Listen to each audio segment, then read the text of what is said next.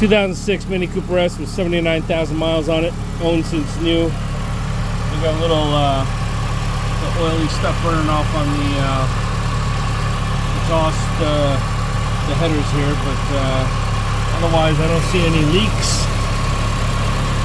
I replaced the gaskets for the oil cooler as well as the oil filter housing. Had to remove all that. I took out the Craven Speed T for the oil pressure gauge because that thing was shot and I don't feel like putting it in again, so I'll just have a dead gauge on the inside of the car. Put a new oil pressure sensor. I got a little leak on the power steering clamp, but I gotta get a clamp that's big enough for that. I had one, but it's too small. And you know, we got a little bit of let me see if I can get it. A little bit of oil in the valve cover gasket, but I'm going to keep an eye on that. And she's been, you know, I've been having to add some oil. There was oil all over that bottom shield, not the top shield, because the top shield is above the oil filter. So that whole bottom shield was caked with oil, as were the oil cooler lines. Those seem to be okay. Nothing appears to be leaking.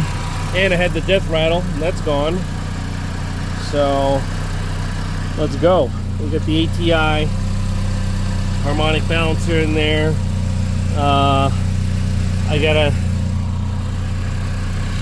replace these upper strut mounts. They're popping up quite high. It's hard to capture it on film, but you know, they seem to be raised way up, and they were stretched with the car down on the ground. Right now it's obviously jacked up. Oh, and then also we got a watch my hands here. We got a ripped CV boot.